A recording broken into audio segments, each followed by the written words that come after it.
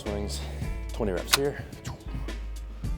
This gets the hips and the glutes and lower back warmed up as well. We've got barbell rows up next. Last movement of the warm-up circuit, scapular pull-ups.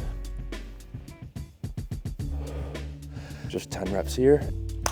All right, one more round. Start from the bottom, upright row, rotate, press, down. I'm using 10 pounds in each arm. Your shoulders are the centerpiece to a good upper body day. 20 kettlebell swings. Last set of scapular pull-ups.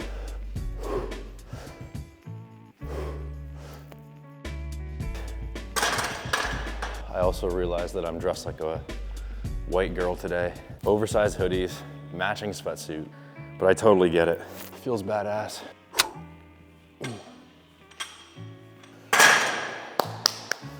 It feels good to finally do a full pull session.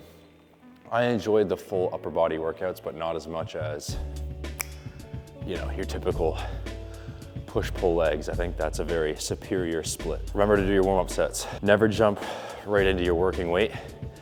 Got to build up to it. So I'm probably gonna get to 185. Don't exhaust yourself. Let's see if we can get 8 to 10.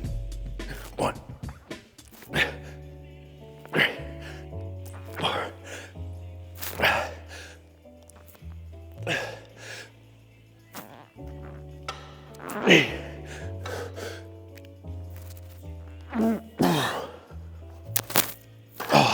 9. That's all my grip's gonna let me get.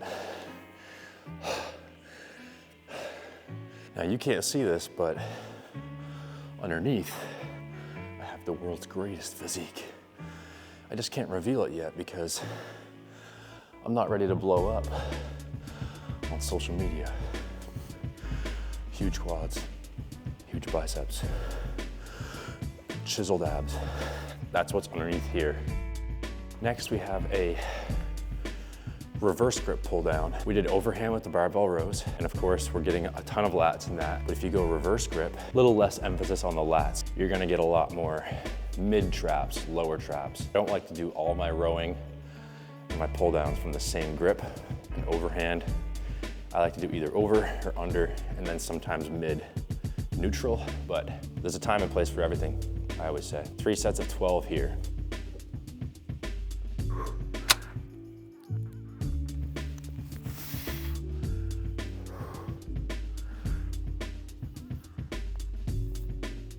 Definitely need more weight.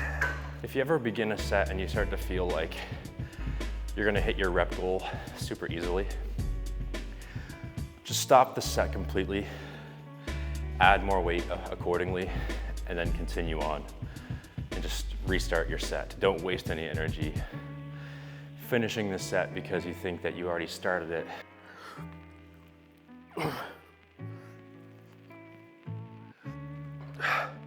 All right. A little bit of a pro tip. Whether you're overhand or underhand, if you want more lats from your lat pull down, bring the bar underneath your nipples, like the lower end of your chest. If you want more upper back, a little bit more mid traps, even some rear delts, bring the bar just underneath your neck, like just touching the bottom of your neck.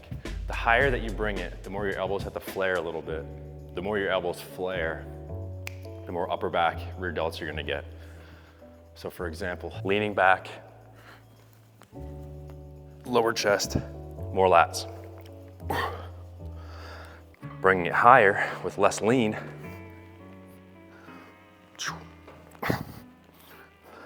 More rear delts, more upper back. And always never forget that like any row you do, no matter where your hands are, your lats are gonna be quite dominant, or at least mine are. So never feel like your lats aren't involved. Smith machine shrugs.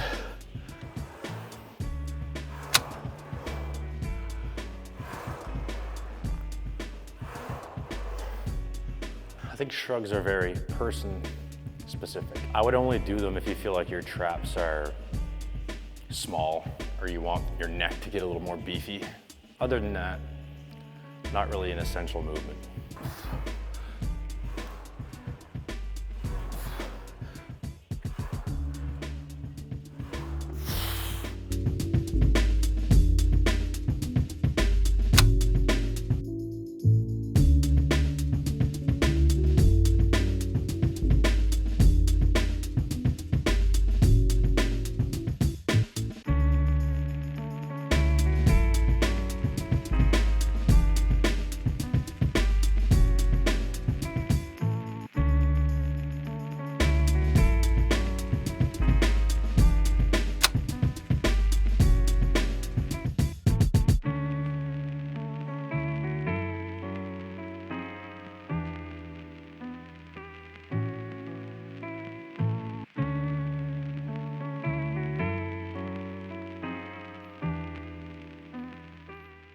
All right, so now that you guys have seen the breakdown of my back day, it is now time to do my long run of the week. So yesterday, pull workout, speed run. Today was just a short mobility session first thing this morning. It is now Tuesday evening and I'm doing a 20-kilometer run. And I'm gonna run a route that I've never ran before. I want to do this little loop that's about just a little over a mile long. Right now I am getting my electrolytes. I have had 2 meals and a snack today so far, but the 2 meals that I did have were pretty hefty. I was on the road for a little bit today, so I had like a somewhat of a gas station meal. It was just like one of the pre-made sandwiches that they have with a Quest bar, and that was like an hour and a half ago. So I think that should be fine, but I'm gonna add some electrolytes to my water, and I'm also gonna put just a couple tablespoons of honey in there. I don't feel like I need the actual carbohydrates. If I don't put honey in it, I'm probably gonna be fine, but you never know. I think it's better to be safe than sorry. The checklist before you go on any long run: am I hydrated enough? That's number one, because I think over time you can get used to running off of a pretty low amount of fuel.